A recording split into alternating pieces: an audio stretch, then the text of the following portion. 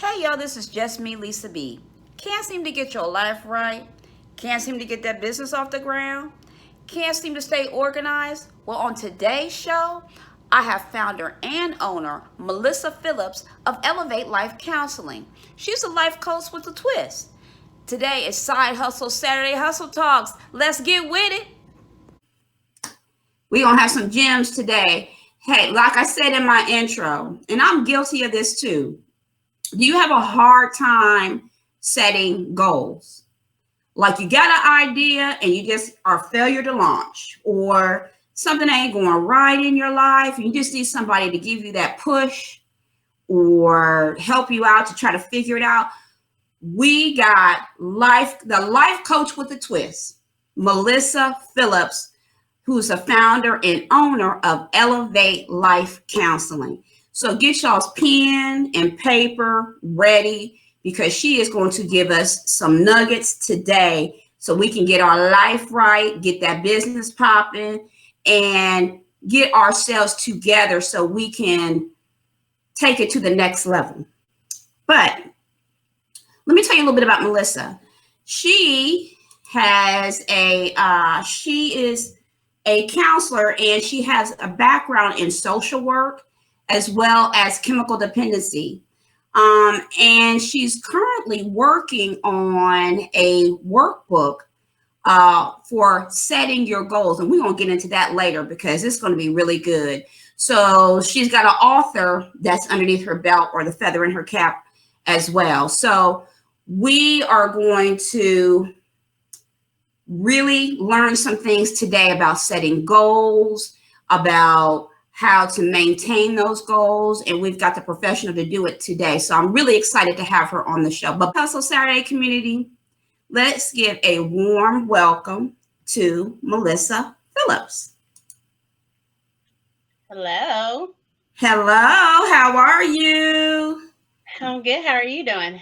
I'm doing good. So talk to us about Elevate Life. Like, how did you get started? Give us a backstory. So, Elevate Life Counseling has always been something that I wanted to start. Didn't necessarily have the name in mind, but I wanted to venture out on my own. With COVID-19 happening, I was a mental health counselor at an elementary school, and my agency, who worked separately from the school, laid off most of the school based counselors. Mm-hmm. From that point, I sat for a couple days, maybe a week, and I grieved the loss of what I thought was the loss of my identity as a Oh, counselor. okay. Um, I also was going through this whole thing of oh, now we're quarantined in the house. What do I do? Restless. And I'm not used to that. I'm used to always being productive and always doing something. Mm-hmm. So I sat down and I talked with some of my friends, and I just brainstormed, and I was like, you know what? I always had a dream, a vision of starting my own business. Um, and when I was self employed before as a hairstylist, I love that life. I love not having a boss. I love the independence. So Mm-hmm. that's when I was like, you know what? I have the degree, I have the background, I have the skills. Let Elevate Life Counseling come in fruition. And I started establishing my goals of how to get this started. Wow, that's what's up. And that's, I mean, I think COVID has affected people in so many ways, and we're all in the house, and we need to take this opportunity to Mhm. explore all these options because this doesn't happen all the time. So you need to take this moment to do some self-reflection. And for you, you started your business. And so you call yourself a life coach with a twist. What's Yes. that all about? So I believe I am a life coach with a twist because my background and my love, my passion is addiction counseling.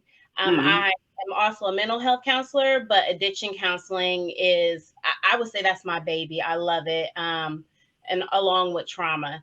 So I say have that twist because there's a stigma in this world, and I'm gonna go into it. There's a stigma Mm-hmm. surrounding addiction. And Mm-hmm. I have been fighting for a very long time to try to erase that stigma. Mm-hmm. And I say I'm with a twist because I'm taking some of the background and, my foundation of working with clients who are struggling with an addiction, and I'm bringing that forth. The one thing that people don't realize is that if you talk to somebody who's in recovery, they have learned so many skills. They are Mm-hmm. goal setting every day, and they don't even know that that's what they're doing. They are taking it one step at a time, one day at a time, 1 hour, 1 week at a time. They didn't get to their 1 year, 20 years without establishing what their daily goal is going to be so that they do not turn back to that substance. So Mm-hmm. I'm a twist because I will use what I know, I have learned, and how I've helped my clients, with their recovery, walking that journey with them, and bring that into my coaching. It's Mm-hmm. already part of my counseling life, Yeah. so it's only natural that it becomes part of my goal setting mindset and coaching life. Mm-hmm. Well, that's good, and that's a good segue because I know a couple of people that have gone through addiction counseling, and they have a 12 step, Hmm. and you're right, that is so true. They have goals or accomplishments that they have to meet every day, and that's part of setting goals. So, and that's good because we're going to talk about the workbook that you're writing, because I want to jump into this goal thing. So you are now, you can add a feather in your cap, and now you are an author now, and you have a workbook. So tell us about the workbook that you're writing. The workbook is called Goal Achievers, Mm-hmm. and it is all about how you can set your SMART goals. It takes you step by step in setting and establishing your SMART goals, um, and it also breaks it down to where a lot of people don't look at, like you were mentioning earlier, what, if you have your goals and you run into a barrier, or how do you just stay steadfast on your goals. A lot of people don't look at that. Some people go into, okay, I want to start a business, but Mm-hmm. once they run into that first little hiccup, they get thrown off, and they're Right. like, oh well, I don't have an LLC, or I don't have a DBA, so I can't do it. No, Mm-hmm. that's Right. not true. You Mm-hmm. are a sole proprietor. You can still operate under a sole proprietorship. It's just a lot more that goes into it, and a lot of other background stuff, but you can still run your business. So Mm-hmm. people get stuck, and my workbook is there to help you and to guide you and to shift your mindset around the barriers that you might approach, and also talk to you about the things that people don't talk about. um Mm-hmm. it's like, as a mother, nobody told me certain things about being pregnant. That book, What to Expect When Expecting, it did not tell you every, like, that is a lie. It is not what to expect when you're expecting. It did not tell you everything you need to know. Mm-hmm. So there's a lot of stuff that you learn as you go. Mm-hmm. And my book is kind of like that. It's not the typical goal setting book where it just tells you how to establish your specific goal, how to make it measurable, attainable, realistic or timely, because that's what SMART stands for. Um, Mm-hmm. it it tells you about the things people never talk about, and the things that people never say, that will help you in achieving your goals. Okay. So let's just so I have a goal, Hmm. and I don't know what or how I'm going to start. So how does one just even start the process? What are some recommendations that you can give if I wanted to start a bakery or whatever, and I have a goal? what are some things that can help people get on the path to achieving their goal? What are some good things that you can give us? I think number one, most importantly, to go for that goal, if especially if it's something that is really big, like starting a bakery. Mm-hmm. If you wake up every day with that on your mind and constantly thinking about it and wanting it, you are already there. That is the number one thing. Mm-hmm. You have to be passionate about, or Mm-hmm. like very committed to whatever that goal is, because you're going to run into some barriers. You are. It's just life.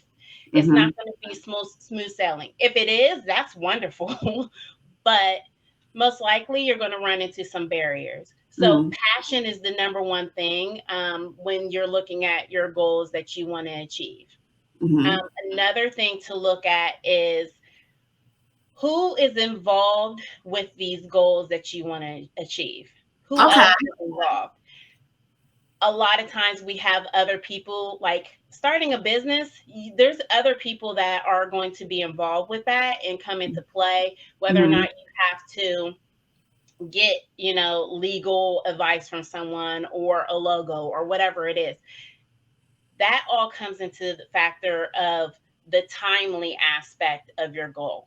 So you Mm-hmm. might say, yep, I'm going to start this business and I'm going to have it up and running by the first of the year.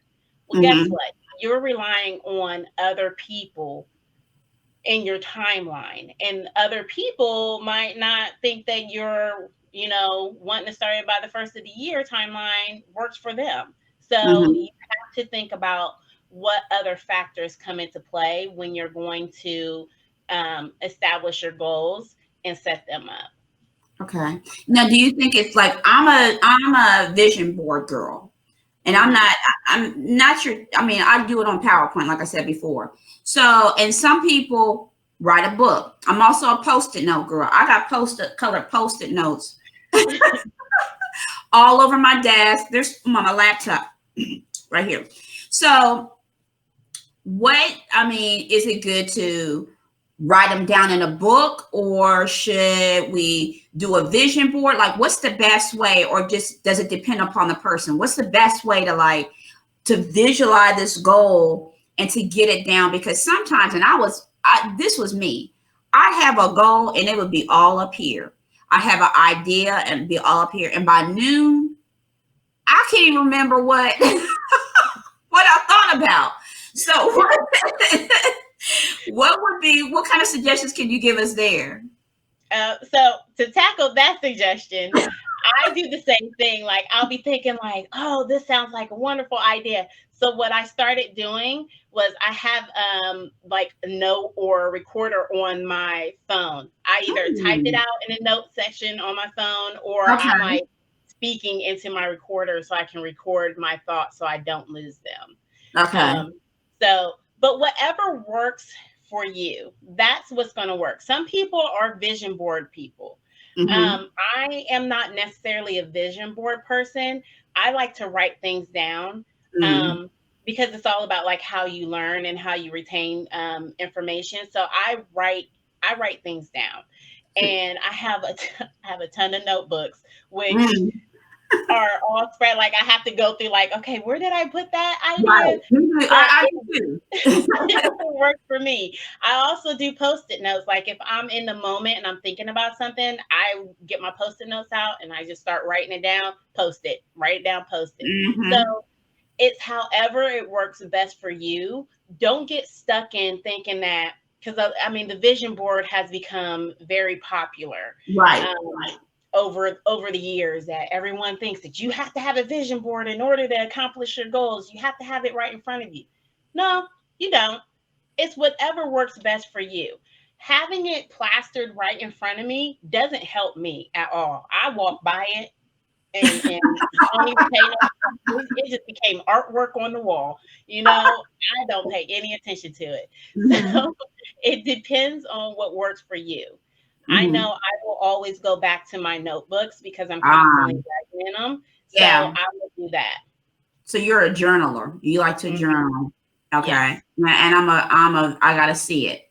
I gotta see it. Okay. So I'm in the goal mindset. I'm got post-it notes everywhere. I got my journal. I got my vision board. What happens if I have a setback? Because you know that always happens. You know, we're like chugging along and then roadblock. How Mm-hmm. does one reset and start over with the goal or get back on the path? Because sometimes we'll veer or go a different way. How do you reset? Mm-hmm. So I talk about this in my workbook. You do not have to restart. All you have to do is identify what those smaller goals are that will lead up to your main goal. Because I look at a setback as a wonderful thing. I don't look at it as a bad thing. Setbacks Hmm. are wonderful things that challenge us, and they re-trigger that fire and that passion in us for why we want to go for that goal anyway. So if I have a setback, I look at what it is. Okay, that's a small goal within my main goal that I have to achieve. And so you don't restart, you just work on that smaller goal and figure out what you have to do to accomplish it. Oh, that's the nugget of the day, y'all. So it's not a setback. Mm-mm. It's just a small goal that you have to achieve to make your come up. There you go. Yep. We need to make t-shirts. It reignites that fire in your belly. That's what it Right. does. It really does. That's a good one. That's a good one. So I'm going to pivot. Mm-hmm. And I always ask my guests these questions. Um, what was your first side hustle? Uh, I would say because little backstory, I was in hair school and got pregnant with my son at 18, and Mhm. so being a licensed cosmetologist became my side hustle because my main hustle was raising a son. Mm, So there you I was go. like, look, That's a hustle parenting is too. not easy. It's not easy when you want to come up right. It's not easy. So but yeah, I was a managing cosmetologist for like 10 years Hmm. um, before I actually went back to school and got my got my addiction counseling license and degree, and then started working on my social work degree. Hmm. Um, so I would say that was my side hustle because it was something that I love to do hair. I was passionate about it, but I was more passionate about connecting with people behind the chair. Um, Mm. and so that's how I knew that I wanted. See, there they go. That's how I knew that I wanted to be a social worker and to Mm. work with people was because I was behind the chair helping my clients. I wanted to help them not from behind the chair doing their hair. I wanted to actually, be effective with what I was doing on a grander stand. Wow. So that's why I went back to school. And we always spilling our business when we in the chair, when we getting our nails done. Exactly. So big ups to all the cosmetologists and the nail Yes, testers. We know we are dumping on y'all on a daily right, basis, telling our business, looking for some help. right. Give them a little extra tip now. Give them a little extra tip, okay? And don't give me that 5%, maybe a 25 for the 25% for the consultation fee. Right. Exactly. So, what are some of the challenges that you faced as an entrepreneur?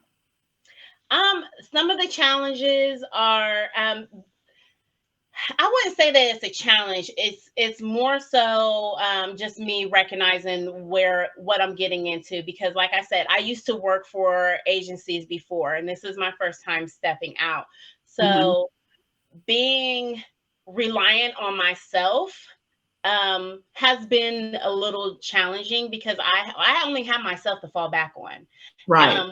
When you are an entrepreneur, you don't have anyone else that you can turn to and say, "Hey, you know, I need this to be done today," or "I have Mm. this paperwork. Can you file that paperwork?" No, it's just you. Mhm. So I Mhm. wouldn't say it's a challenge. It's just me reconfiguring and taking everything that I have learned and channeling it into myself. One thing that I am 100% and say all the time is that if you put 120% into your job that you do for somebody else, you need to take all of that energy. If you have a passion, if you have a goal, if you have a desire of where you want to be in life, you take all that energy and you channel it into yourself, because no one's going to appreciate you more than you are going to appreciate yourself. Girl, two nuggets. We got two nuggets today, child. You better speak that. And that is so true because we give to our job, or if you were in corporate America, we give so much and get zero in return. I say this all the Mhm. time. And it's time, you need to take time for you and focus and channel that energy into yourself. That is so. I've had three people say that. So if three agree, it must be right. You know what I'm saying? Mhm. So take this information, whoever is listening to this on the replays, and if you feel like, God, I just can't take it anymore, this is so true that you need to just funnel that energy into yourself. Yes. So true. Oh, you gave me two nuggets. I appreciate that. Um, so if you could give one piece of advice to someone wanting to start their own business, what would it be? Just do it. Just do Mm, it. If it's something, again, if it's something that you're waking up thinking about and it's something that you're really passionate about, if you're already doing what you want to do with the business that you want to do, if you're already doing it at home, take mm-hmm, the next step. Take the next step. Rondé was on your show last week and he said he got his LLC and he didn't do nothing with it and it just sat there, but mm, it built up this foundation and platform for him for when he did go out for like business loans and stuff, because it made him look like he was established. mm-hmm. So that to me was excellent advice, because if you already know that you want to do something, start laying the foundation now. It Mm, doesn't mean that because you start laying the foundation now that you have to do it in 30 days. No, right. take your time. You are investing. I'm sorry. I just have to say this. You are an investment as a Mm-hmm, person. You are already a functioning business because mm, you get up and you do what you have to do every day to be productive. So you're already a functioning business. So why not invest in yourself for your longevity? mm. That's some good piece of three nuggets. Okay. That's so true. I never thought of myself as a walking business, and that's true. Mhm. That's true. You are. You're a walking billboard. However you Mhm, present yourself to somebody, that first impression that they get off of you, you are your business. How mm, somebody is seeing you and you're in that light, you're your business. So if you want to build something, start with first yourself, establish what you need to establish for yourself, and then just take it one step at a time. Not it's not a race. You know, mm, this is something that you'll be doing forever. When you own mhm. a house, you have what, 30 years to pay off your loan. Right. Well, you intend to live for a very long time, longer than 30 years, right? Mhm, So mhm. invest in yourself for that extended period of time. So you know what? I I don't even have anything else to say about that. That is so. You gave us some good advice today. Some good advice. So I'm just gonna put you out there on Front Street. So you got this workbook about goals. Hmm. When you gonna start that class? When's Okay. that happening? So I just finished my workbook, and I am trying to get everything together where I can start a like a goal setting workshop. Mhm. So if you are interested or want to be notified about my workshop, head on over to my website, elevate life counseling.com. I know, Lisa, you'll put it up there. There we go. Head over Ready. to my website. Check out my website. My logo was done by an excellent design, creative design person, and he will help you out with your logo. You know, shout out to people. But on the about section, at the bottom it says subscribe. Put your email in there, and I will definitely notify you when I start to formulate my group.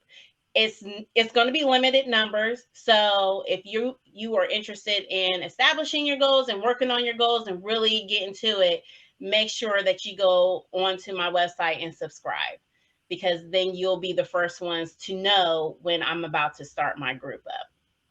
Awesome. That is so good. Melissa, thank you so much for being on the show today. I really appreciate your time and for you to give us that amazing advice. So, like I said earlier, if you know somebody, tag and share this with a friend, because this was some excellent advice today.